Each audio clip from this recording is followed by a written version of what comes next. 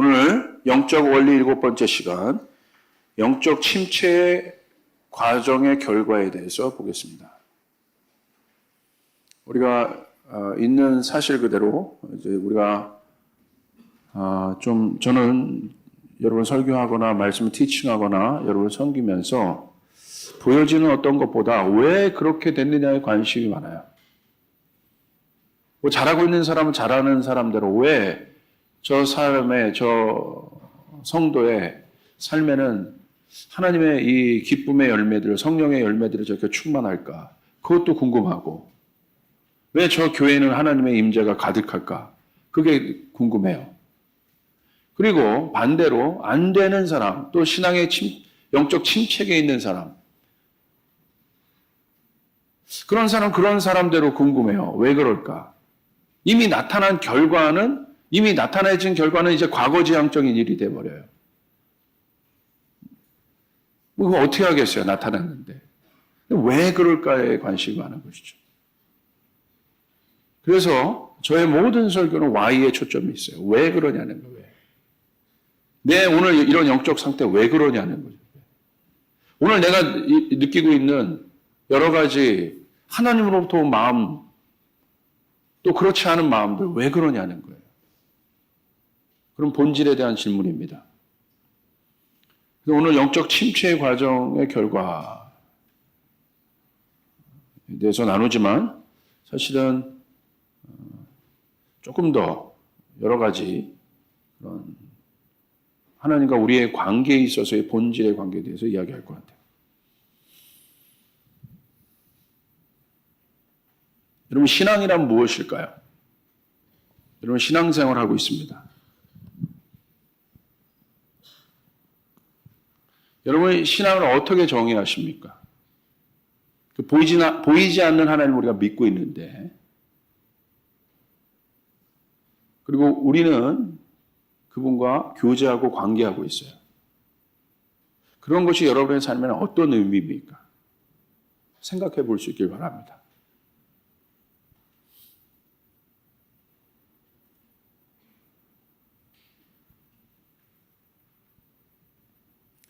에덴 동산입니다. 그에 대한 이 본질적인 일에 대한 모든 예들은 에덴에서 우리가 찾아볼 수 있어요. 이게 이 창세기가 보통의 말씀이 아닌 것이죠. 근원에 대한 이야기인 거예요. 그래서 여러분, 제가 특별히 축복하기로는 정말 시대가 어려워지면 어려워질수록 모든 것이 미궁으로 빠지는, 또 인간의 힘으로 풀기 어려운 것들이 더 많이 이제 등장하거든요. 그럴수록 여러분 안에 창세기에 나타난 하나님의 마음들이 잘 계시될 수 있기를 주님의 이름으로 축복합니다. 네, 본질이기 때문에 그래요. 에덴에 인간을 두셨습니다. 이 인간을 성경에서는 누구라고 얘기합니까? 하나님의 형상이라고 얘기합니다. Image of God. 무슨 말일까요? 인간만이 유일하게 하나님의 형상을 표현해낼 수 있는 존재라는 거예요.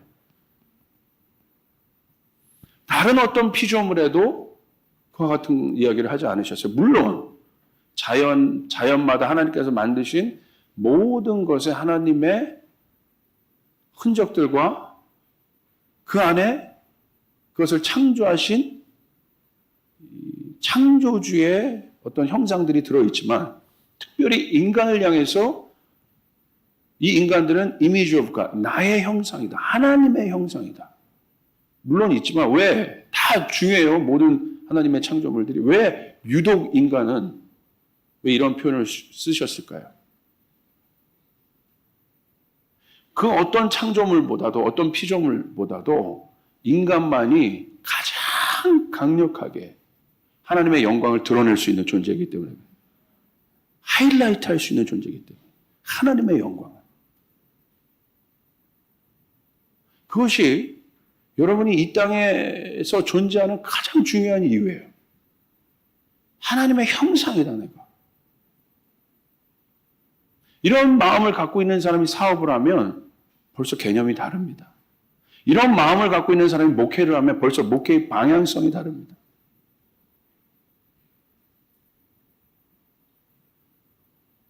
본질적인 것이죠. 이런 사람이 교육을 하면 교육의 방향성이 다릅니다. 부수적인 것에 초점이 있지 않아요.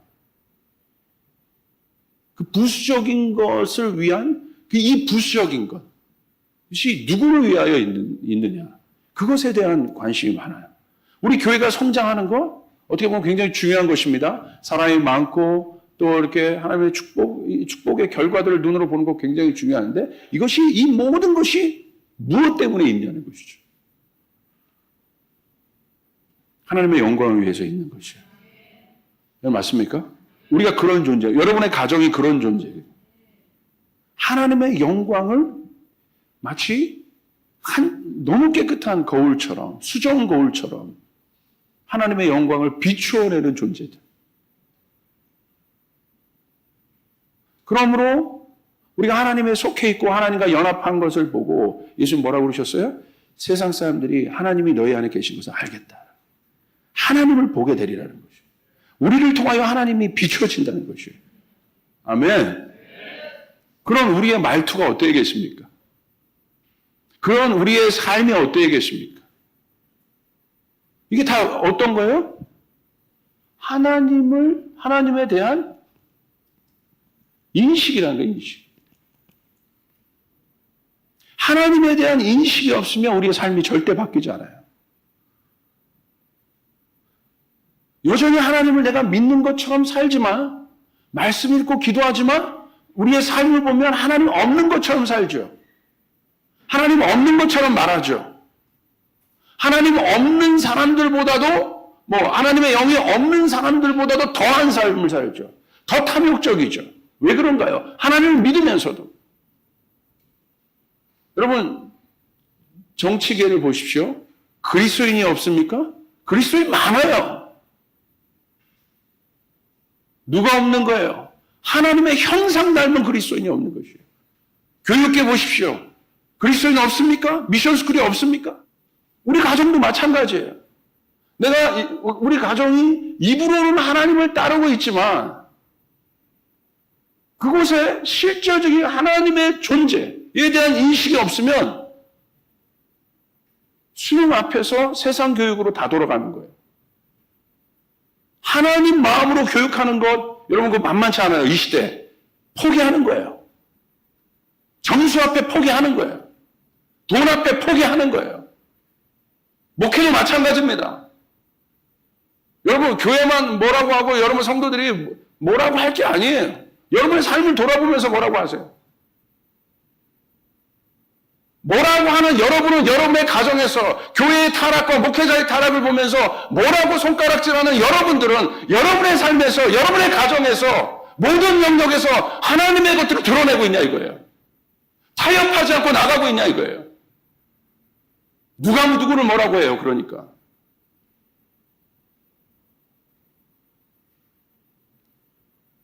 저도 저희 교회만 잘하고 이거 여러분 소용없죠. 똑같죠 우리 교회. 여러분 이거 중요합니다. 할렐루야. 그러니까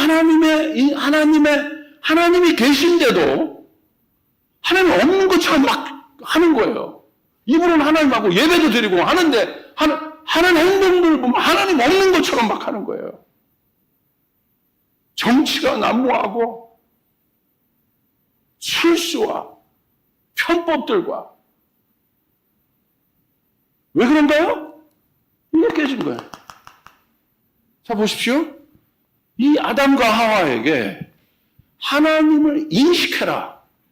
하나님의 존재를 인식해라 한 상징이 무엇입니까? 이게 뭐예요? 아니에요. 그래요. 선악과 내가 할게요. 이렇게. 이건 뭐예요?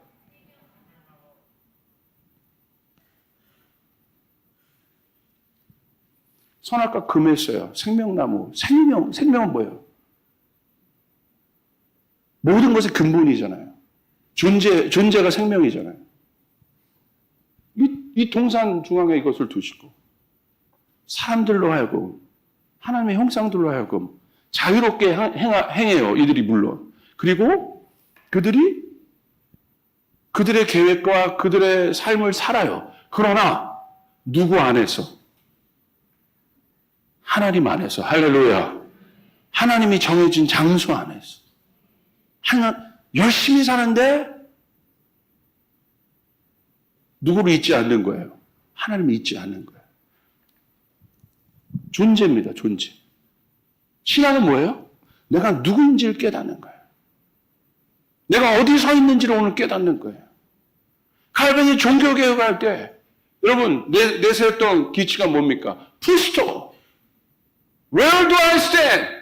위기가 닥칠 때마다, 어려움이 올 때마다, 타협하고 싶을 때마다 프리스토. Where do I stand? 내가 어디 있느냐? 우리 오늘 하나님 앞에 서 있는 것이에요. 여러분 맞습니까?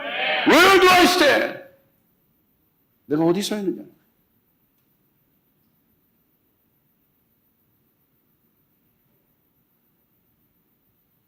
하나님을 인식하라는 거예요.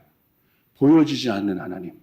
보이지 않지만 분명히 이 나무들을 보면서 하나님을 인식하고 있는 거예요. 그 속에서 인간은 기뻐하는 거예요. 그 속에서 인간은 행복한 거예요. 그 속에서 인간은 자유한 거예요. 자기의 존재를 아는 그 안에서. 내가 누구로부터 왔는가? 나의 모든 것을 주관하시는 분이 누구신가? 오늘 바울이 고백했던 로마서 11장 마지막 절에 고백했던 것처럼 모든 것이 주로 말미암고 주로부터 오고 주로 말미암고 주로 돌아가는 거죠. 돌아가는 일. 할렐루야. 모든 것이. 모든 만물이 그렇다. 모든 것들. 아담과 하와는 그것들을 생각했을 거예요. 우리의 시작이 그로부터 왔구나. 우리의 존재가, 그들의 존재인식은 누구를 통해서? 하나님을 볼 때, 물론 자기들끼리 살면서도 존재를 느낄 수 있어요. 내가 살아있다는 걸 느낄 수 있어요. 내가 어떤 것을 행위하면서, 성취하면서 내가 살아있다는 것을 느낄 수 있어요. 그러나 그것은 우리 안에 있는 근본적인 존재감을 채워주지 못해요. 인간은요, 하나님을 볼 때 누군지 아는 거예요. 할렐루야. 그것이 진정한 만족인 것이에요. 하나님을 인식하는 거예요.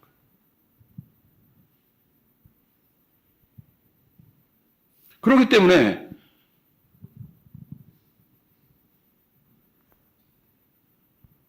성경에는 그렇게 써있지 않지만 에덴 동산의 삶의 원리의 첫 번째 원칙은 무엇이었겠어요? 하나님 중심이에요. 할렐루야. 그 다음에 뭐예요? 이웃 중심이에요. 아담과 하와 서로. 그리고 세상, 창조물. 하나님 중심, 이웃 중심, 그리고 나아가서 하나님께서 만드신 모든 영역을 다스리는. 이것이 에덴 안에 있었던 창조의 통치의 원리인 것이.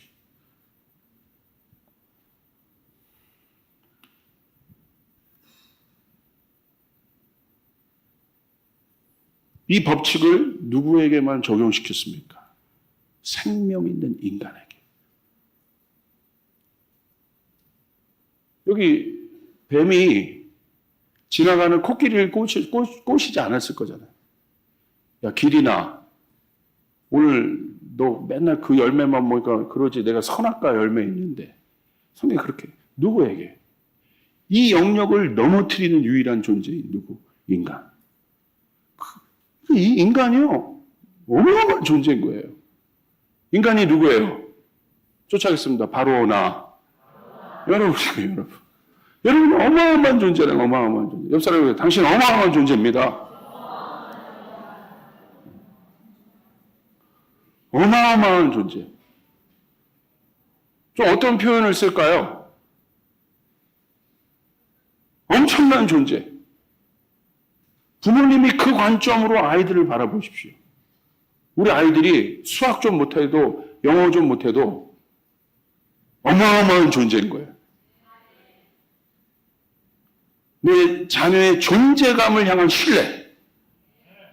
그것을 믿는 부모님이 있다고 한다면 그 자녀는 절대 망하지 않습니다. 아멘. 수학이야 못하면 하게 하면 돼. 목사님 그거 어떻게 하게 해요? 저한테 데리고 오세요. 하게 할 테니까. 세상에 수학만으로 살아가는 건 아니잖아요. 스코어만 갖고 사는 게 아니잖아요.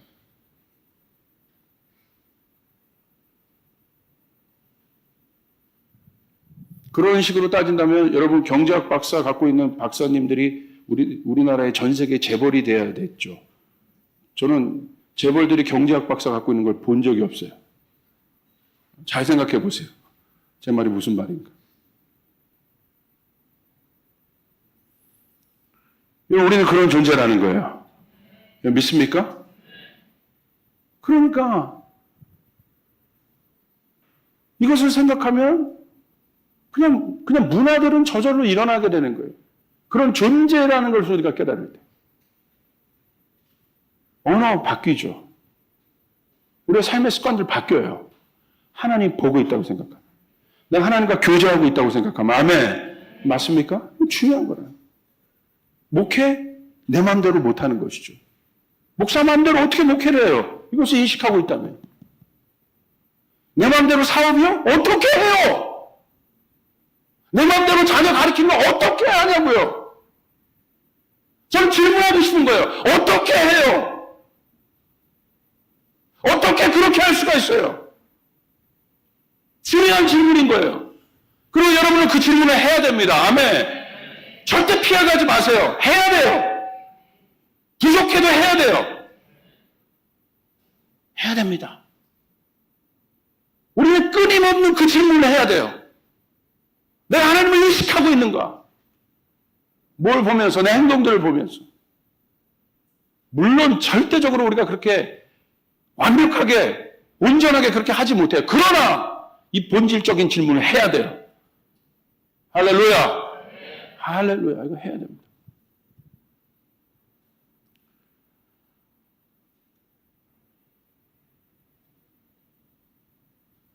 그렇다면 우리는 누굽니까? 여러분은 하나님을 인식하는 존재입니다. 할렐루야. 창조주를 인식하고 창조주를 공부할 수 있고 창조주의 형상을 드러낼 수 있고 창조주를 표현할 수 있는, 더 나아가서 창조주의 영광을 드러내는 그런 존재가 여러분이라는 거예요. 여러분 믿습니까?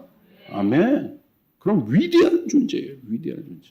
우리가 위대한 하나님만 우리가 찬양하는 것이 아니라 우리가 그분으로 인하여 우리가 얼마나 스페셜한 존재인가를 깨달아야 되는 것입니다.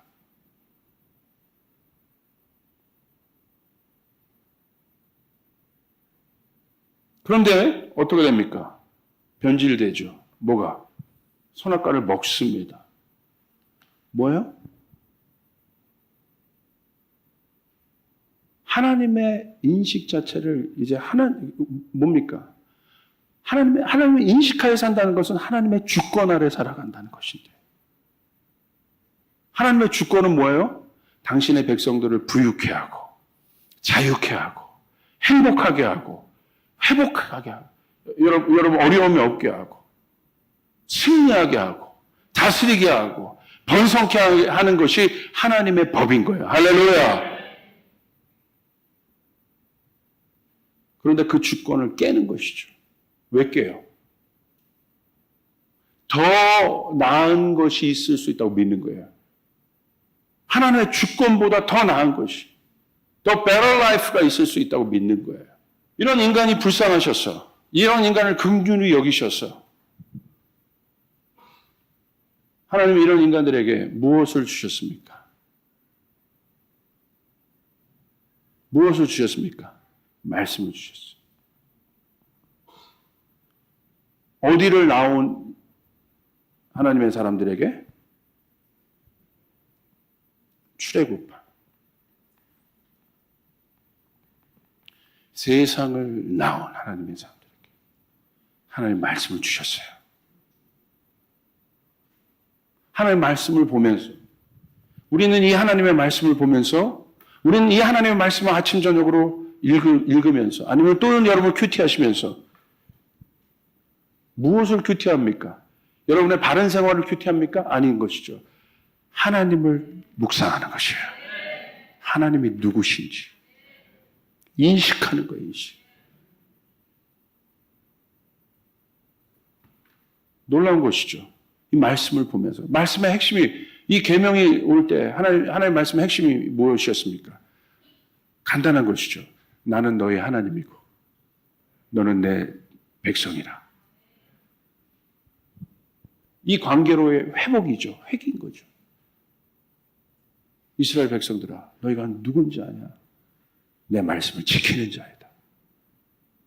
그러므로 그 말씀을 지킬 때 너희가 복이 있고 그 말씀을 너희가 준행하여 살면 너희가 복이 있으리라. 그러지 않으면 심판이 있었던 것이죠. 너희가 이 에덴 안에 있을 때 복이 있으리라. 그러나 이 에덴 밖은 무엇인가? 여러분 뭐죠? 고통이죠. 죽음이죠. 이 에덴을 결국 떠난 하나님의 관계가 끊어진 하나님의 약속의 장소 바깥에서 살아가는 아담의 결과는 무엇이었습니까? 고통의 삶이에요. 가장 극심한 아담에게 있어의 고통은 무엇이었을까요? 아담에게 있어서도 존재가 생겼어요. 어떤 존재? 자녀. 누굽니까? 가인과 아벨.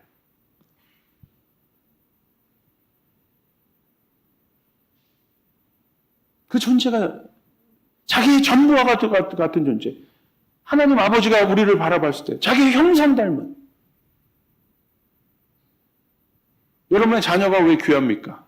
가만히 보세요. 어디든 닮았어요. 할렐루야. 그 존재잖아요. 형상. 가인과 아벨 누구 닮았겠어요? 아담과 하와를 닮았겠죠. 자기의 전부와 같은 존재. 자기를 비춰내는 존재. 근데 어떻게 됐어요? 결과. 존재가 죽어요. 존재의 죽음. 자신의 죽음이 아니라 존재의 죽음. 어떻게? 서로. 가인이 누구를? 아벨을 죽입니다. 왜 죽일까요? 아벨은 하나님에 대한 인식이 있었지만 가인은 하나님에 대한 인식이 없었어요. 하나님께 예배드렸지만 그 예배는 누구에게 드린 예배였어요? 죄송합니다. 자신에게 드린 예배예요. 사람에게 드린 예배예요. 그러니까 자신의 예배가 사람에게 드렸던 예배이기 때문에 하나님 그 예배를 받지 않으십니다. 그러니까 바로 누구와 비교합니까? 사람과 비교합니다. 제 예배는 받았거든. 그 가인의 선택은 무엇이었습니까? 아벨을 죽이는 것이었습니다. 이게 하나님의 인식이 끊어진 사람들의 결과입니다. 하나님의 관계가 끊어진 사람들의 결과입니다.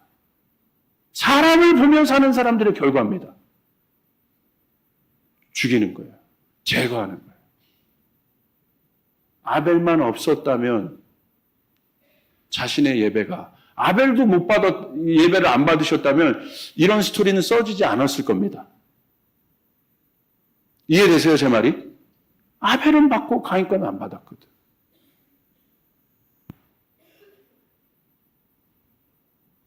그것으로부터 오는 수치감, 그것으로부터 오는 모멸감, 그것으로부터 오는 긴장, 그것으로부터 오는 경쟁, 못 견디는 겁니다. 이 자아가. 자기중심적 자아가 못 견디는 겁니다. 그래서 자기 살자고 누구 죽이는 거예요? 아벨 죽이는 거예요. 누구? 자기 살자고. 이미 동물적 삶입니다. 하나님의 영이 떠난 사람이에요.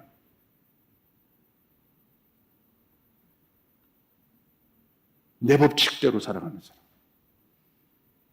여기 하나님의 질서가 없죠. 하나님을 인식하지 않으니까 하나님에 대한 질서가 없죠.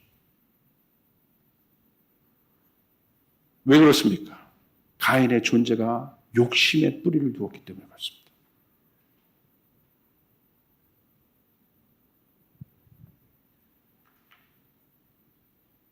사사기 말씀 한번 보시겠어요?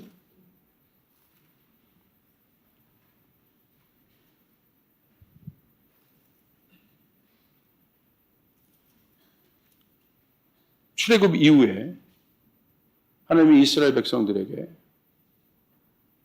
약속한 가나안 땅을 주십니다. 그리고 그 가나안 땅을 정복하고 다스리고 또 하나님께 약속한 분깃들을 얻어내는 것이 사사기 1장의 말씀이에요. 그런데 안타까운 일이 생겼어요. 사사기 2장을 보세요. 2장 1절에 보니까 이런 말씀이 있습니다. 왜 하나님께서 사사를 택할 수밖에 없었는가? 사사는 언제 태어난 사람들이에요? 언제 나타난? 난세에 나타난 영웅들이에요. 사사의 정의가 뭐냐? 사사가 언제 일어났는가를 한번 잘 생각해 보세요. 사사기 2장 1절 보세요. 여호와의 사자가 길갈에서부터 복임으로 올라와 말하되 내가 너희를 애굽에서 올라오게 하여 내가 너희의 조상들에게 맹세한 땅으로 들어가게 하였으며. 출애굽도 누가 하신 거예요? 하나님이 하신 거예요. 아멘. 여러분의 인생 하나님이 이끌어내신 겁니다. 여러분이 누구 전도받아 구원받은 거 아니고요. 여러분을 향한 하나님의 계획이 이루어 가시는 것이에요. 믿습니까? 또 내가 이르기를 주님 맹세까지 하셨어요. 맹세는 뭐예요? 서약이에요. 반드시 내가 지키겠다. 그러면서 뭐라고 했어요? 내가 너희와 함께한 언약을 영원히 어기지 아니하리라. 할렐루야. 하나님 우리와 뭐 하셨어요? 언약하셨어요. 영원히 어기지 않으리라. 하나님의 언약은 창조까지 올라가서 이해를 해야 돼요. 하나님이 만드신 존재.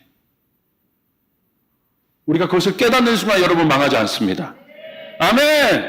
내 행위가 아니라 하나님이 나를 지으셨다는 것을 깨닫는 순간 난 망하지 않아요. 내 시작이 하나님과 출발했다는 것을 깨닫는 사람의 마지막은 영광의 승리로 마무리되게 돼요. 이 교회가 하나님과 함께 출발됐다는 것을 아는 교회는 마지막까지 그 영광을 드러낼 수 있는 거예요. 아멘. 주님이 하셨죠.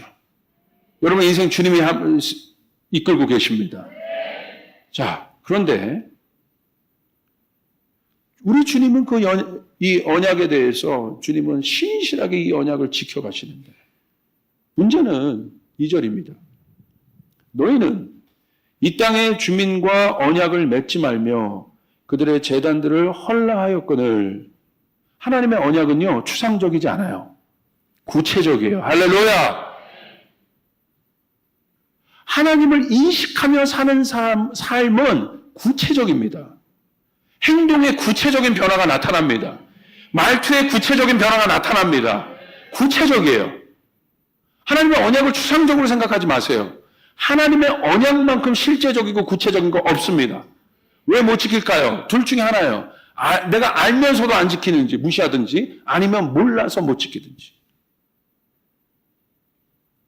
너무너무 구체적이에요. 가나안 땅을 향한 하나님의 언약은 그냥 내가 너희 그 가나안 땅을 줄게. 언약입니다. 그런데 어떻게 줄게까지도 얘기하셨어요.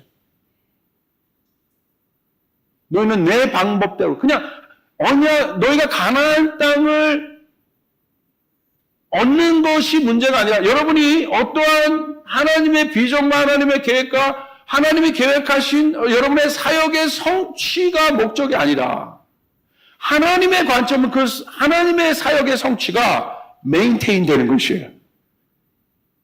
지속되는 것이에요. 할렐루야. 이건 맞습니까? 오늘 여러분 안에 하나님께서 영적인 생활을 시작하셨다면 그 영적인 생활이 업앤다운이 아니라 지속적으로 여러분의 삶 가운데 영적인 열매가 가득하게 하는 것입니다. 더 풍성하게 하는 것입니다. 예수님을 알 때 더 많이 알게 하시는 것입니다. 번성케 하시는 것입니다. 이게 하나님의 뜻입니다. 구체적이에요. 왜 구체적인 언약을 주셨을까? 너희는 이 땅의 주민과 언약을 맺지 말라. 왜? 자, 가나안 땅에 들어갔어요? 근데 그 땅의 주민들과 언약을 맺으면 어떻게 돼? 하나님의 백성들이 세상의 법과 타협하는 것이죠. 하나님 구체적으로 살 길을, 살 방법을 마련해 주셨어요. 말씀을 통해서. 오늘 여러분 말씀을 지킨다는 것은 구체적인 것이야. 할렐루야.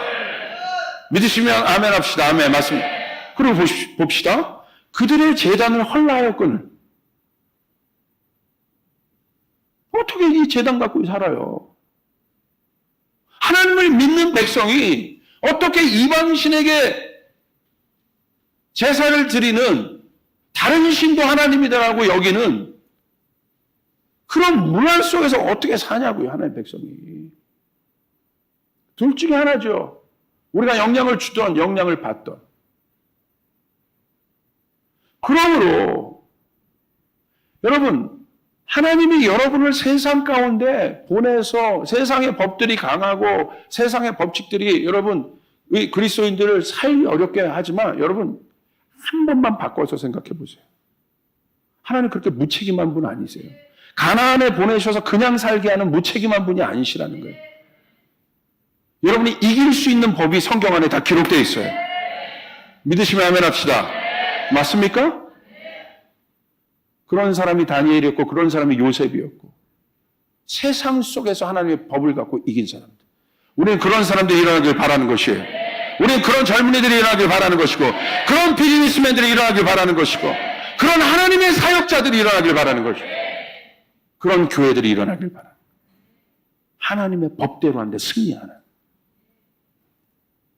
하나님은 언약을 신실하게 지키셨는데 우리가 지키지 않은 것이죠.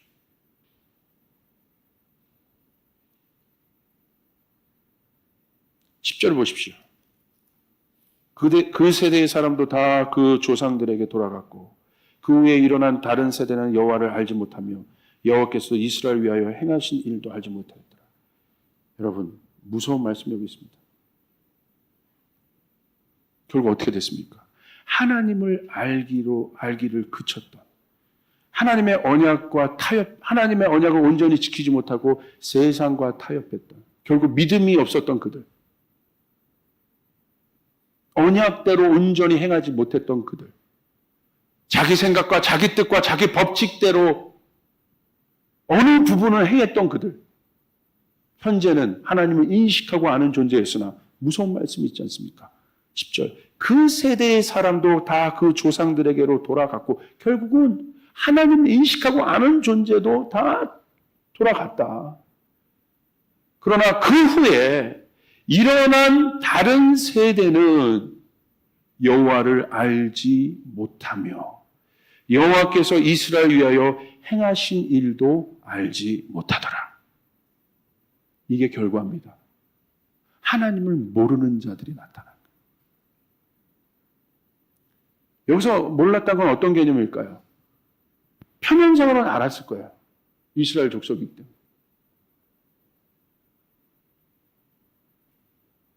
표면상으로는 하나님을 아는 사람들이고 내 백성이라고 얘기하지만 삶을 보니까 하나님을 모르는 사람처럼 살아가고 있다.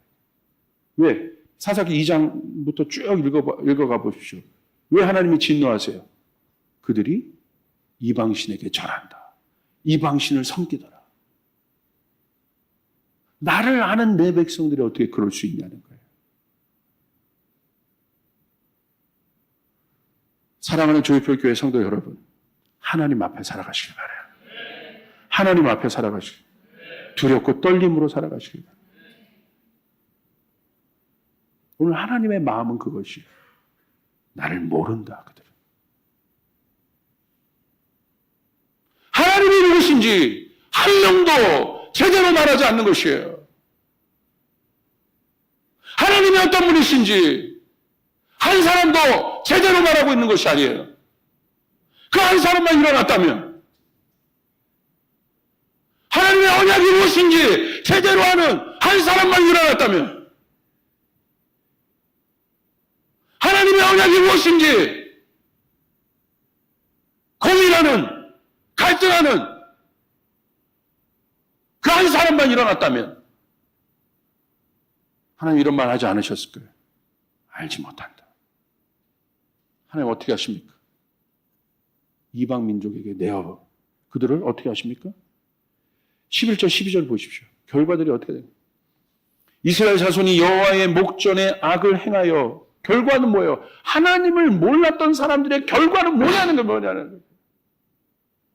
결국 하나님을 모르는 한국교회의 결과가 뭐가 될 거냐는 거예요. 뭐가. 하나님을 모르는 성도들의 마지막 결과가 뭐가 될 거냐는 거예요. 하나님을 모르는 학교의 마지막 결과가, 미션스쿨의 마지막 결과가 뭐가 될 거냐는 거예요.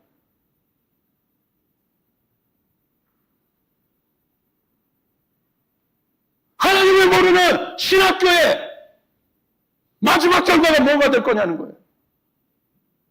여기에요. 11절. 이스라엘 자손이 여호와의 목전에 악을 행하여 바알을 섬기고.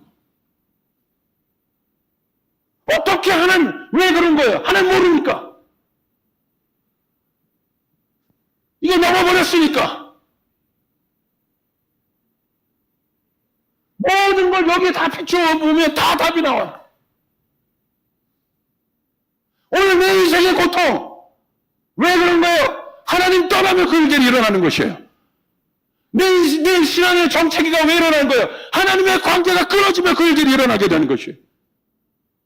사울이 왜 망한 거예요? 하나님의 관계가 끊어졌기 때문에. 육으로 살아가요. 혼으로 살아가요. 혼과 육으로 살아가는 건 어떤 삶이에요? 동물적으로 살아요. 동물적으로.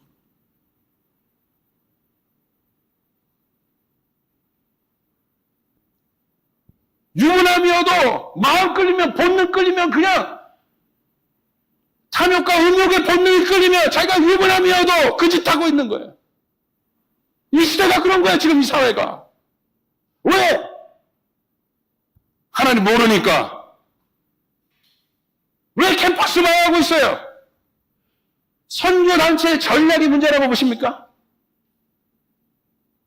전략은 언제나 변해요. 프로그램이 문제라고 보십니까?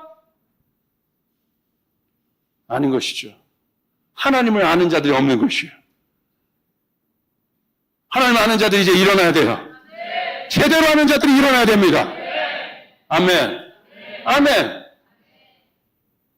그 말씀이죠. 하나님을 제대로 아는 부모님들이 일어나야 됩니다. 그리고 뭐라고 되어 있어요? 12절. 애굽 땅에서 그들을 인도하여 내신 그들의 조상들의 하나님 여호와를 버리고 다른 신들 곧 그들의 주위에 있는 백성들의 신들을 따라 그들에게 전하여 여호와를 진노하게 하셨습니다. 하나님이 있으면서도 그 하나님 애굽 땅에서 노예로 살아간 그들을 구원해 냈음에도 여러분 지옥 갈 여러분을 하나님이 구원해 내셨음에도 불구하고 그게 여러분이 구원받은 거예요. 예수 때문에 구원받은 거예요. 지옥 갈 내가 하나님 나라에 들어갈 수 있는 존재가 된 거. 그렇음에도 불구하고 내 뜻대로 살아. 바알을 섬기며 살아가. 하나님 없는 겁니다. 성경은 정확하게 얘기하고 있습니다. 하나님 없다. 이스라엘 백성? 언약적으로는 지금 내 백성이지만 탕자? 언약적으로는 아버지의 아들이지만 세상 아버지 바깥에 있는 탕자를 보십시오. 아버지 없이 살아가는 거죠. 그게 고한 거예요. 아버지 없이 살아가요. 아버지의 얼굴에 먹칠을 하며 살아가요.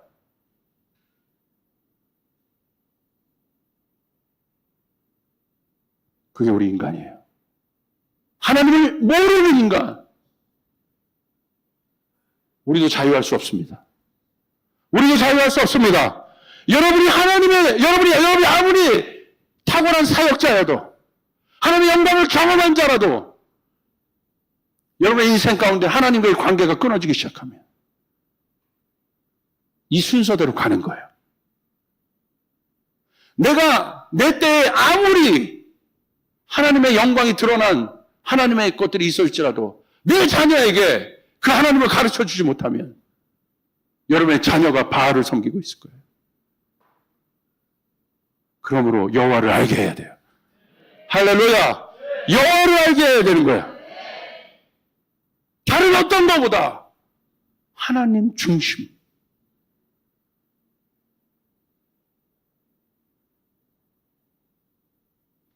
그런 사람들이 정말 많이 일어나길 주님의 이름으로 축복합니다. 그런 예배자들이 정말 많이 일어나길 축복합니다.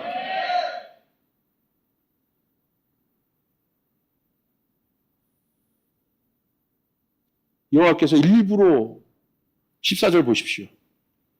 여호와께서 이스라엘에게 진노하사 노략질하는 자의 손에 넘겨주사 그들이 노략을 당하게 하시며 또 주위에 있는 모든 대적의 손에 팔아넘기심에 그들이 다시는 대적을 당하지 못하였으며 그들이 어디로 가든지 여호와의 손이 그들에게 재앙을 내리시리. 그들이 다가온 것 같죠. 이들은 적입니다. 이방인들이에요. 적이에요. 제거해야 될 대상들입니다. 하나님의 관점에 봤을 때. 그런데 그걸 누가 열어놔요? 하나님이 열어놓으시는 게 놀랍지 않아요? 어떻게 하나님이 그럴 수 있어? 그 말하기 전에 우리가 먼저 하나님을 떠난 것은 여러분 생각하지 않으십니까?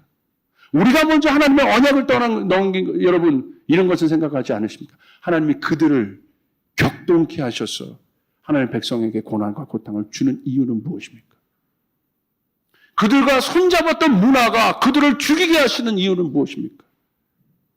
여러분이 하나님을 떠나서 여러분의 자녀에게 하나님 없는 가치의 세상의 어떤 것들을 주었다면 그 가치가 하나님 없는 가치가 여러분의 자녀를 죽일 거라는 거예요. 제 말 이해되세요? 신학교에서 하나님의 가치를 가르치지 않고 하나님 없는 가치를 가르쳤다면 하나님 없는 그 가치와 그 학문이 그 사람을 죽일 거라는 것이. 오늘 그렇게 하고 있잖아요. 그들과 손잡았던, 그들이 언약했던, 그들과 함께 섬겼던 그 우상신들을 섬겼던 우상신이 그들을 죽이고 있어요. 잘 알아야 합니다. 하나님 깨닫게 하시는 거예요. 하나님 알게 하시는 것이 아멘. 누구에게로 돌아와? 나에게로 돌아와라. 내 언약으로 다시 돌아와라. 왜? 너희는 그런 존재니까. 너희는 이 안에서 나의 형상을 가지고 있는 나의 영광을 드러내는 존재니까. 할렐루야. 너희는 내 안에 있을 때 행복하단다. 너희는 나와 함께 있을 때 행복하단다. 너희는 나와 함께 존재할 때 행복하단다. 너희는 나와 함께 있을 때 너희는 만족이 있단다. 맞습니까? 그러므로 여러분의 사역이 일어나고 여러분의 어떤 것들이 일어날 때 여러분 깨어서 내가 하나님의 자리에 있지 않는지 언제나 주님을 생각하며 겸손하게 그렇게 달려가야 될 것입니다. 낮아지고 또 낮아져서 자기를 부인하고 또 부인하여서 잘 될 때마다 그 영광의 자리에 서 있을 때마다 두렵고 떨림으로 하나님 앞에 인식함으로 하나님 앞에 서 있는 존재로 살아가야 될 것입니다.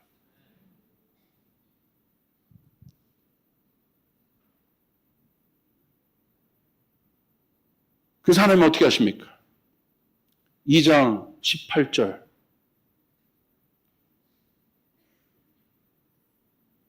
2장 16절 보겠습니다. 시작.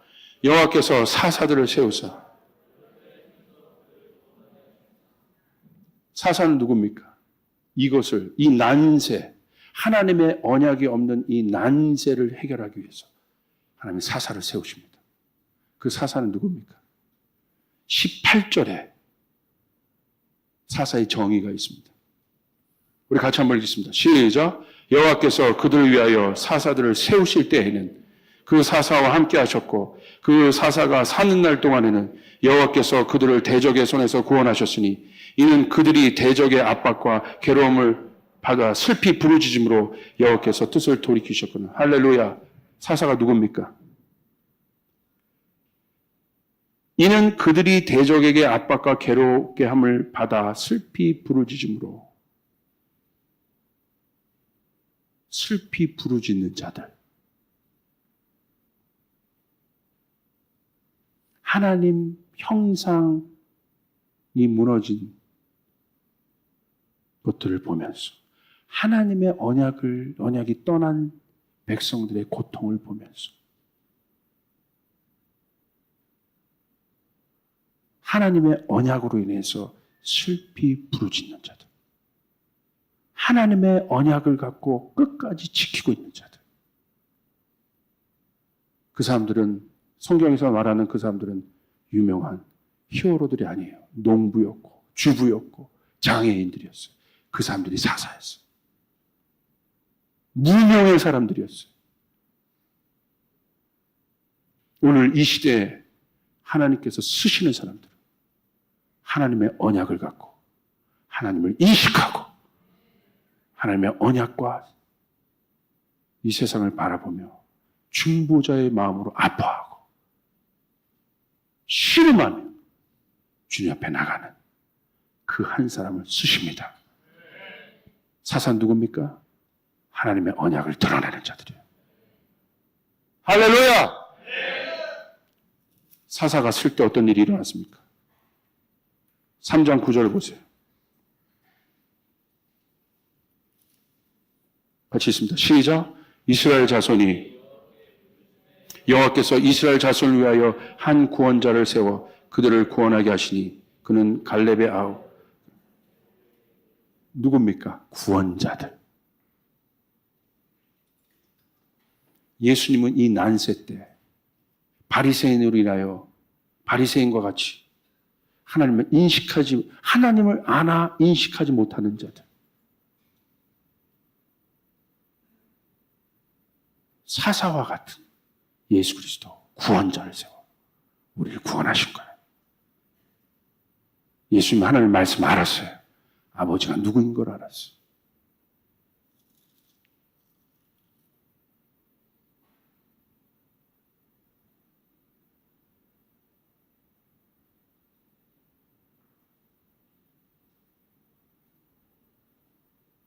(11절) 읽겠습니다. 3장 11절. 그 땅이 평온한 지 40년에 그나스의 아들 온니엘이 죽었더라. 그 하나님의 사람이 일어나면 평강이 찾아옵니다. 평화가 찾아옵니다. 할렐루야! 40년. 에덴이 다시 회복된 거예요. 사랑하는 여러분, 여러분 안에 그 사사가 일어나야 됩니다. 하나님의 언약에 대해서 갈등하고 고민하고 씨름하고 하나님을 더 알고자. 그러나 그 부족함 속에서도 그 연약함 속에서도 그래도 내가 부족하고 연약하지만 이스라엘 백성이 하나님 앞에 부족하고 연약하지만 그럼에도 불구하고 하나님 뜻대로 살고 싶어하는, 그렇게 살지 못하지만 그럼에도 불구하고 하나님 뜻대로 살고 싶어하는, 하나님의 언약과 씨름하고 있는 그 사람이 일어나야 되는 거지. 그 사람이 일어날 때 뭐가 일어나요? 진정한 평강이 찾아오게 돼 있어요.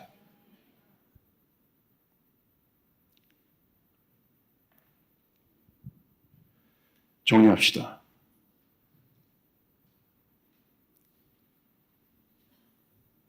영적 침체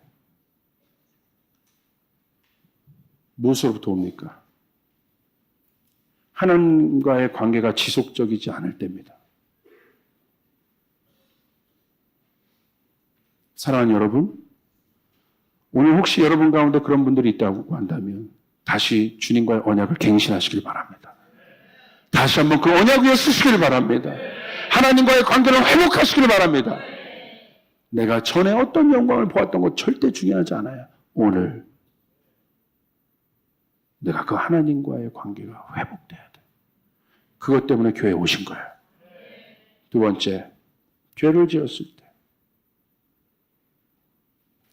그때 하나님의 관계가 지속적이지 않을 때, 자, 저희가 이런 표현을 썼어요. 관계가 깨어진 것이 아니라 지속적이지 않을 때. 사랑하는 여러분, 지속적이어야 돼요. 우리 기도의 집의 핵심이 뭐예요? 지속적인 기도예요. 결국 24시간 우리가 기도하고 싶은 이유는 뭐예요? 지속적으로 하나님과 관계하고 싶은 것이에요. 깨달으시길 바랍니다. 사역자들도 깨달으시길 바랍니다. 당신들의 사역이, 우리 사역자들의, 나를 포함해서 사역에 하나님의 능력이 나타나지 않을 때, 내 영적인 권위가 무너질 때 정확하게 하시길 바랍니다. 하나님의 관계가 지속적이지 않고 있다는 거예요. 하나님과의 관계가 지속적이어야 되는데 지속적이지 않은 다음에 결과 뭐냐면 결국은 육의 소욕이 움직이게 돼요. 욕심이 가동하는 거예요. 범죄게 돼요. 결국은 범죄게 돼요. 그 단계 가면 심각해지는 거예요.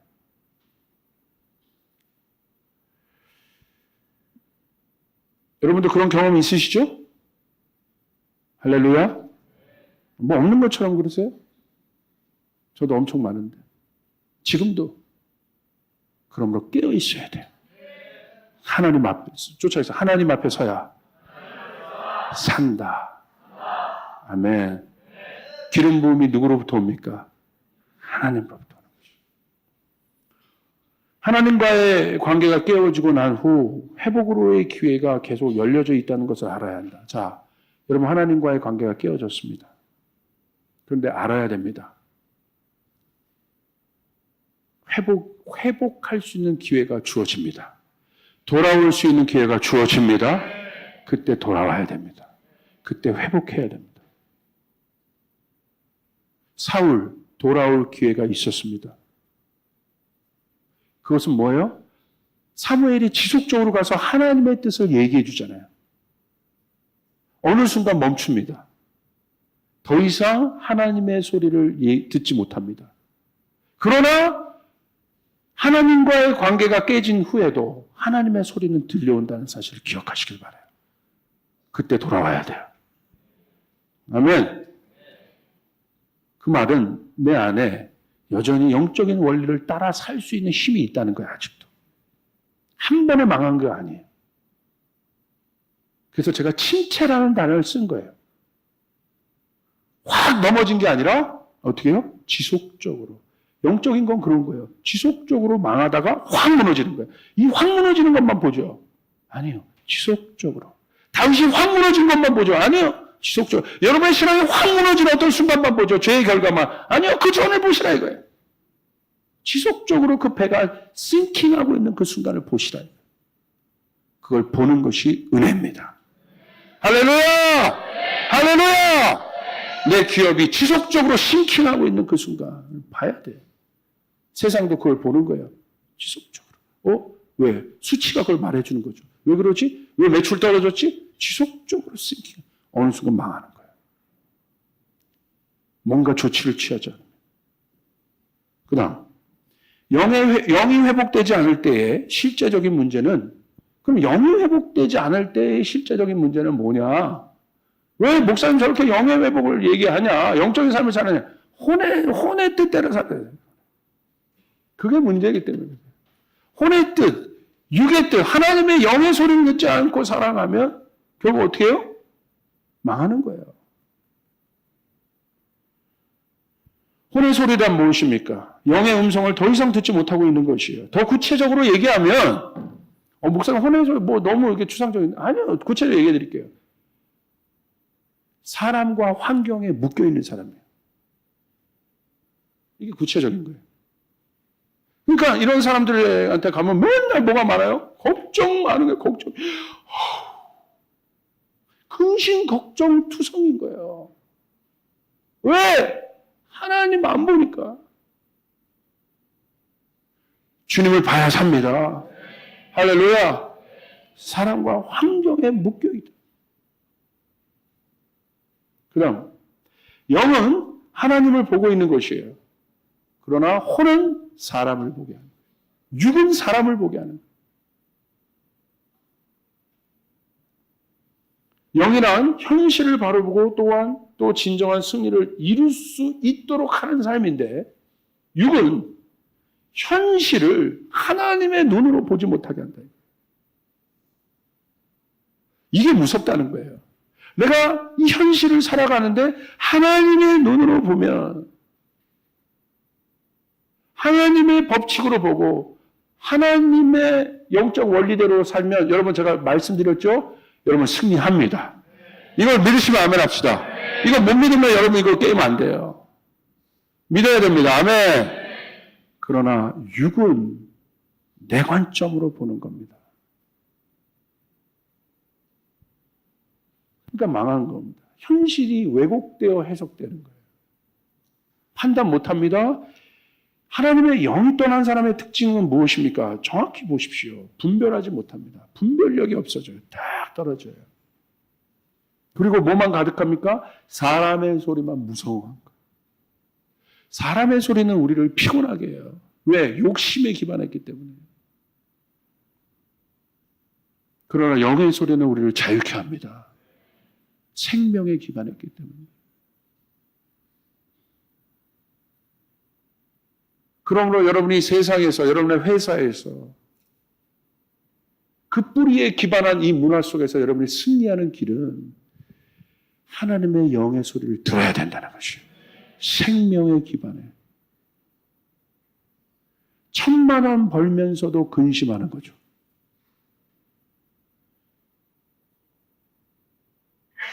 그러나 영에 속한 사람은 100만 원 벌어도 근심하지 않아요. 제 말이 이해되면 아멘 합시다. 그렇게 사는 사람들 막 예를 들어드리기 전에. 이해되세요? 육에 속한 사람은 1억을 벌어도 근심해요. 11조 얼마 낼까 근심해요. 하여간 여러분 근심하는 거 있잖아요. 하나님의 일 앞에서 근심하는 거. 점검해 봐야 돼. 하나님의 거룩한 음성 앞에 내가 근심하고 있고 주저하고 있다. 점검해 봐야 돼. 제자들을 향해서 하나님 예수님께서 던졌던 시작들은 무엇이었습니까? 그물을 버리는 거였어요. 어부한테 그물을 버리라고 하면 어떻게 해요? 예수님 그거로부터 그물을, 그게 제자도예요. 그물을 버려두고 예수를 쫓아가는 거. 그건 무슨 말이에요? 하나님의 제자는 하나님의 방법대로 살겠다는 것이에요. 여러분이 일으키는 어떤 영역이 아니라 초자연적인 하나님의 능력을 갖고 사는 사람. 믿으시면 아멘 합시다. 아멘. 쫓아가 하나님의 사람들은 하나님의 일이 나타나야 한다. 아멘. 내 증거, 내 일이 아니라 하나님의 증거들이 나타나야 돼. 이게 하나님의 사람들이에요. 언약이 그거예요. 그런데 영적 침체의 시그널이 있습니다. 저는 2명을 얘기하고 싶어요. 엘리 제사장. 침체됐어요. 다윗이 영적인 침체 안으로 들어갈 때가 있었어요. 우리는 원인을 알고 그리고 그 결과도 알고 있습니다. 근데 성경은 보다 명확하게 엘리 제사장의 원인과 다윗의 범죄의 원인이 같다고 증거하는데 그것이 놀라운 거예요. 사무엘하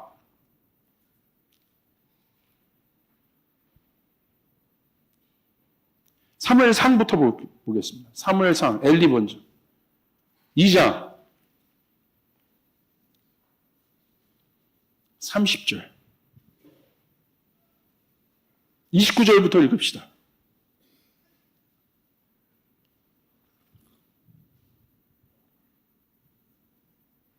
우리는 사무엘상 2장에서 엘리와 그의 아들들, 특별히 엘리가 나이 많아 늙었을 때 그의 아들이 회막문에서 수종드는 여인과 동침하는 어마어마한 범죄를 짓고 있는 이미 엘리의 가문, 하나님을 섬기는 엘리의 가문의 침몰을 보고 있습니다.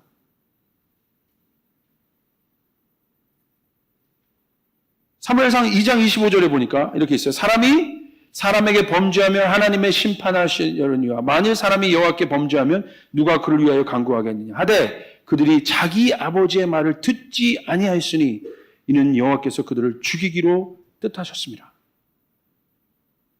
결국 하나님께서 그 끈을 그들에게 심판을 결정하시는 순간 내 인생에 침체를 넘어서 마지막 심판이 올 때가 언제냐는 거죠.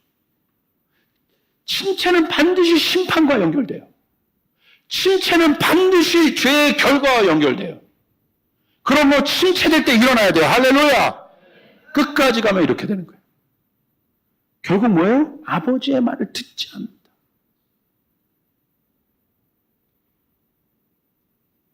그러면서 29절에 이렇게 얘기합니다. 너희는 어찌하여 내가 내 처소에서 명령한 내 재물과 예물을 밟으며 내 아들들을 나보다 더 중히 여겨 내 백성 이스라엘이 드리는 가장 좋은 것으로 너희들은 살지게 하느냐.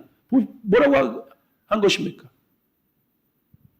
너는 마땅히 나를 가장 존중히 여기고 내 중심적으로 살아야 되는 그런, 내가 너에게 그런 존재임에도 불구하고 나 때문에 네 가문도 행복한 거고 나 때문에 네 아들도 행복한 거고 나 때문에 이스라엘도 행복한 것이야. 아멘. 그런데 어찌하여 네 아들들을 나보다 존중히 여기느냐. 그러면서 뭐라고 얘기하십니까? 30절. 그러므로 이스라엘 하나님 나 여호와가 말하노라 내가 전에 내 집과 내 조상의 집이 내 앞에 영원히 행하리라 하였으나 이제 나 여호와가 말하노라 결단코 그렇게 하지 아니하리라. 하나님 심판이 내려졌습니다. 나를 존중히 여기는 자를 내가 존중히 여기고 나를 멸시하는 자를 내가 경멸하리라. 할렐루야! 이게 심판의 원인이에요. 하나님을 존중히 여기지 않는 삶. 하나님을 인식하여 살지 않는 삶. 오늘 하나님과의 영적 침체의 문제는 뭐냐? 하나님의 관점에서, 영적인 관점에서 그것을 어떻게 재단하며 그것을 여러분 정의할 수 있느냐? 그냥 내가 신앙이 약해진다는 차원이 아니라, 여러분 이건 더 무서운 얘기예요? 그 차원이 아니에요. 나를 존중히 여기지 않고 네 안에 내가 없구나. 성경 그렇게 얘기하고 있는 거예요. 자, 이게 엘리의 심판의 이유입니다. 그다음 사무엘하 12장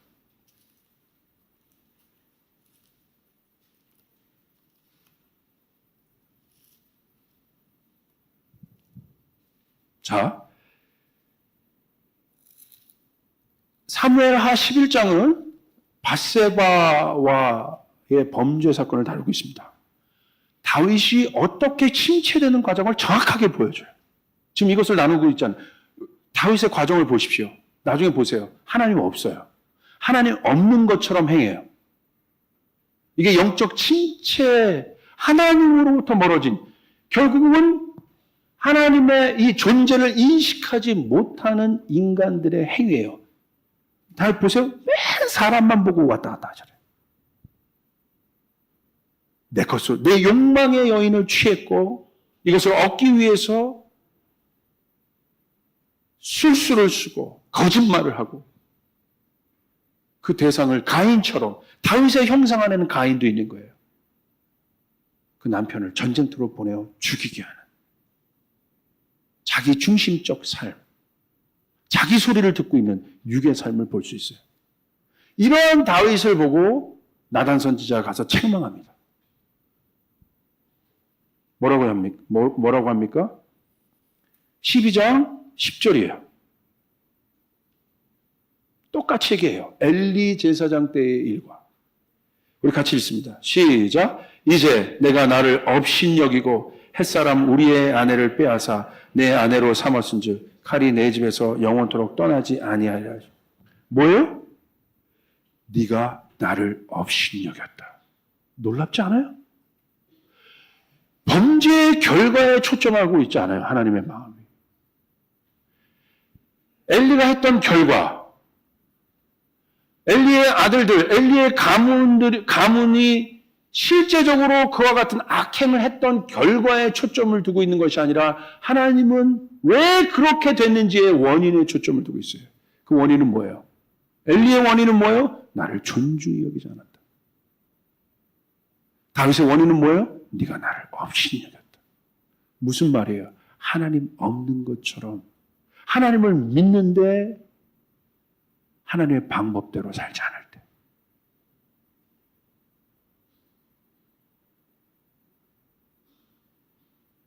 하나님을 믿으면서도 영적 침체라는 거짓에 빠져들어갈 때. 여러분, 우리는 이것으로부터 나와야 합니다. 누구로 돌아가야 돼요? 주님 앞으로. 하나님께 돌아가야 되는 거예요. 똑같은 원인인 것이죠.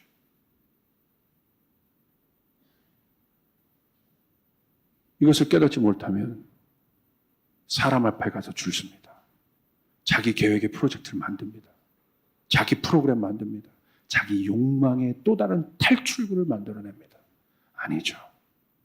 하나님 앞에 서야 사는 거예요. 하나님 앞에 서야 사는 것이에요. 하나님 앞에 서야 사는 것이에요. 하나님을 다시 존중히 여기고 나부터도 내 안에서 먼저 권위를 주시는 분이 누구예요? 하나님. 나를 잘되게 하시는 분이 누구예요? 하나님. 나를 살게 하시는 이가 누구예요? 하나님. 나를 지으신 이가 누구예요? 하나님. 나를 나되게 하고 우리 그 가사처럼 누구예요? 하나님. 다 하나님의 은혜인 거예요. 우리는 하나님의 은혜인 거예요. 하나님의 은혜가 창조예요. 이해되시면 아멘 합시다. 그러므로 우리가 이 세상에 존재하고 있는 것 자체가 하나님의 은혜인 거예요. 이렇게 내가 움직일 수 있다는 것이 하나님의 은혜인 거예요. 내 입으로 하나님을 찾을 수 있다는 것이 하나님의 은혜인 것이에요. 내가 아버지를, 내가 부족하고 연약하지만 다시 아버지를 존중하는 자리로 돌아갈 수 있다는 게 우리에게 그 말씀이 있다는 것이 은혜인 것이에요. 그 은혜의 상징은 누구십니까? 예수 그리스도. 이런 우리의 존재임에도 불구하고 그분이 피를 흘려 죽으신 이유 누구 때문에? 나 때문에. 왜? 저걸 내가 회복해야지. 구원. 하나님께서 있어서의 구원이란 회복이란 무엇일까요? 하나님께 있어서의 십자가란 언약인 것이에요. 언약은 무엇이에요? 언약을 맺은 대상이 있는 것이에요. 우리는 깼으나, 우리는 거절하나, 우리는 또 넘어지고 또 죽어가나, 이제 하나님의 존재를 말씀으로 나타냈고 말씀이신 예수 그리스도가 오셔서 이 모든 은혜의 문을 우리 가운데 여셨다는 것. 할렐루야! 할렐루야! 그러므로 하나님을 인식한다는 것은 이젠 구체적으로 보십시오. 예수 안에 있는 승리를 바라보는 것이에요. 예수 안에 있는 영광을 바라보는 것이에요. 나는 부족하지만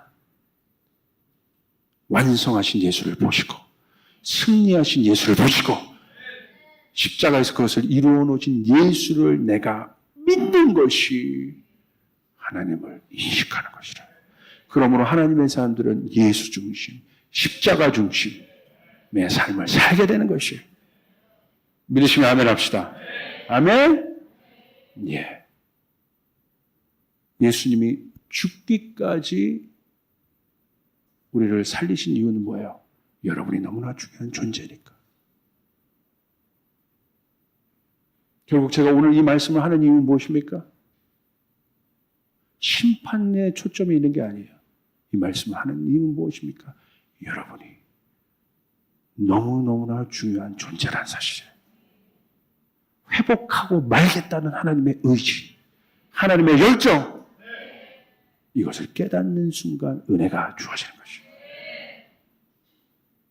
그 사람은 빚진 자의 삶을 살고 감사의 삶을 살며 나누는 자의 삶을 살고 영적인 삶을 살게 돼 있는 것이. 왜? 모든 것이 은혜니까. 믿으시면 아멘 합시다. 아멘! 은혜는 뭐예요? 내 공로가 1%도 들어가 있지 않은 것. 드디어 진정한 자유가 일어나는 거예요. 경쟁으로부터 자유가 일어나고, 근심으로부터 자유가 일어나고, 욕심의 뿌리를 둔 나의 어떤 행위에, 나의 교육관에 모든 것에 변화가 일어나는 거예요. 존재로 인하여 감사한 삶. 그것이 어디로부터 회복되어야 돼요? 내 안으로부터 회복돼요. 하나님은 그 사람을 찾고 있는 것이죠. 그 사람이 어떻게 대강 살겠습니까? 그 사람이 어떻게 하나님의 말씀을 어기며 살겠습니까? 그 사람이 어떻게 하나님 없는 것처럼 살겠습니까?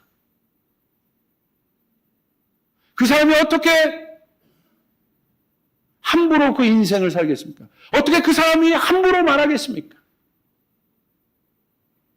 그 존재의 변화를 경험한 사람. 내가 그렇게 값진 존재이고, 내가 무엇이 간데,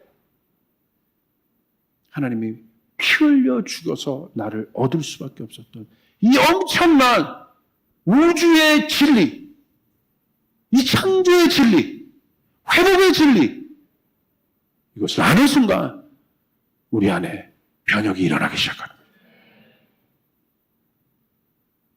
아멘. 그 사람은 넘어져도 일어나며 자기를 바라봤던 시선에서 언제나 주님을 향해서 그 사람은 맥도날드 알바를 하면서도 힘들지만 그 속에서 주님을 바라봄으로, 육신은 지치고 힘들지만 주님을 바라봄으로 다시 영적인 생기가 그 안에 돌아가서 다시 한번 힘내서 휘파람 불 수 있는, 휘파람으로 찬양하며 일할 수 있는 그 엄청난 존재적인 힘이 그 안에 부어지게 된다. 여러분, 그럴 수 있기를 바랍니다. 그럴 수 있기를 바랍니다. 이게 신앙의 힘일 거예요.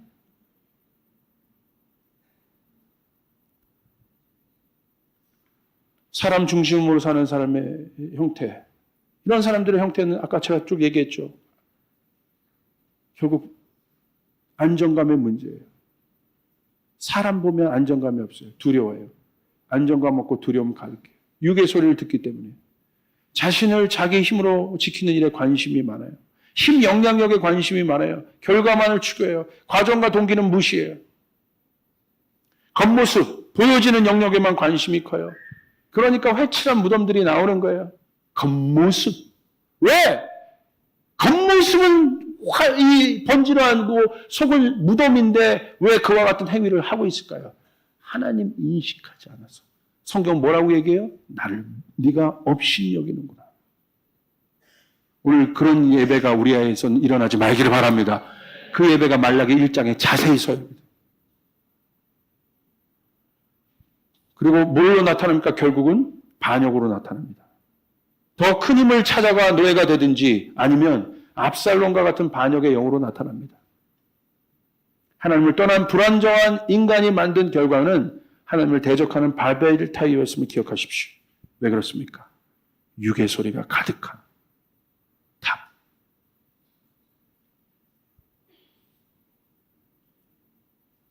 반역의 영으로 나타나든지 아니면 더 큰 힘을 찾아가, 하나님과 같은 더 큰 힘을 찾아가 노예가 되든지.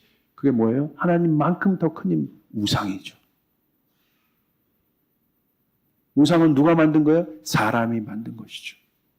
결국 사람의 노예가 되는 것이에요.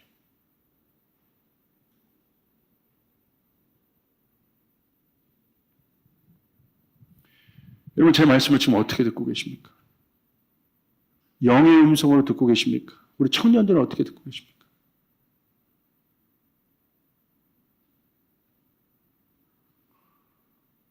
깨달을 수 있는 것도 은혜입니다. 제가 그걸 알았어요. 제가 소리 지르고 뭐 한다고 해도 안 돌아오려면 안 돌아오더라고. 임성원 전사가 그때 얘기했잖아요. 아무리 멘토가 뭐라고 해도 안 들린다고. 너무 정확하게 말한 거예요. 그걸 깨달았으니 감사하네. 제가 알았어요. 깨닫는 것도 은혜예요. 누가 깨달을 수 있을까요? 마음가짐에 달려 있어요. 겸손하게 자기를 낮추는 자. 오늘 그 사람이 하나님을 만납니다. 자기 의가 세워지고 교만으로 있었던 우리가 하나님의 결국 육의 결과는 뭐예요? 자기 의, 자기 결과. 교만보다 무서운 게요. 자기 의예요. 바벨탑은 자기 의예요. 보라는 거예요. 자기 의가 세워지는 순간 왜 무섭습니까? 자기 기준이 있기 때문에. 자기 뜻대로 살아가는 사람들의 결과는 자기 기준을 가져요. 그걸 자기 의라고 얘기해요. self-righteousness. 자기 의가 무서운 건요. 이 자기의 기준이 있기 때문에 이 기준에 반하는 모든 것은 적으로 간주합니다. 그리고 죽입니다. 그게 바리새인이에요. 우리 안에도 있을 수 있어요. 우리는 nothing이에요. 우리는 아무것도 아니에요. 누구와 자기를 제일 많이 가질 수 있어요? 제일 열심히 일한 사람들. 사역자들, 예배자들, 봉사 열심히 하는 사람들. 그것이 하나님의 영광을 드러내는 것이 되느냐? 아니면 내 의를 드러내는 것이 되느냐? 이게 더 깊은 본질이에요. 마지막으로 정리합니다. 사는 여러분, 하나님을 모르는 초신자들은 괜찮아요. 하나님 모르니까. 초신자니까. 몰랐기 때문에 모르는 거예요. 그건 하나님의 은혜 안에 있어요. 그분들은. 괜찮아요. 그러나 하나님을 경험하면서도 경험했고 하나님을 알면서도 그 뜻대로 행하지 않는 사람들에겐 왜 하나님께서 물으신 줄 아십니까? 책임이 따르기 때문에 그래요. 자유에는 책임이 따라요. 언약은 책임이 따르는 거예요. 할렐루야! 하나님이 우리를 언약으로 지으셨어요? 언약하셨어요? 책임지시는 거예요. 자기가 죽어서까지. 이게 영의 원리예요. 이해되십니까? 그러므로 거짓 사역자들은, 거짓 선지자들은 책임지지 않아요. 그래서 사꾼이라고 하는 거예요. 그래서 하나님이 거짓 사역자들에 대해서는 진노하십니다. 제가 그 마음을 알았어요. 언젠가부터. 양들이 문제가 아니에요. 하나님을 알고 있는 자들이 문제예요. 하나님을 경험한 자들이 문제예요. 연약한 양들이 문제가 아니에요. 여기 목사부터 문제인 거예요. 사역자가 문제인 거예요. 간사들이 문제인 거예요. 예배자들이 문제인 거예요. 그만큼 책임져야 됩니다. 하나님을 알았다면, 내가 20년, 30년 하나님을 믿었다면, 이제는 하나님을 아는 만큼의 책임감이 내 안에 들어올 때, 내 삶이 바뀌기 시작합니다. 변화되기 시작합니다. 모르는 사람에게는 은혜가 있어요. 애들 잘못해도 은혜가 있죠. 그러나 알고 잘하는 사람이 그렇게 될 때는 그건 은혜가 아닌 것이죠. 판단할 수 있는 사람이 그렇겠다면 하나님을 열심히 따라야 되는 자임에도 불구하고 그렇게 하고 있지 않다면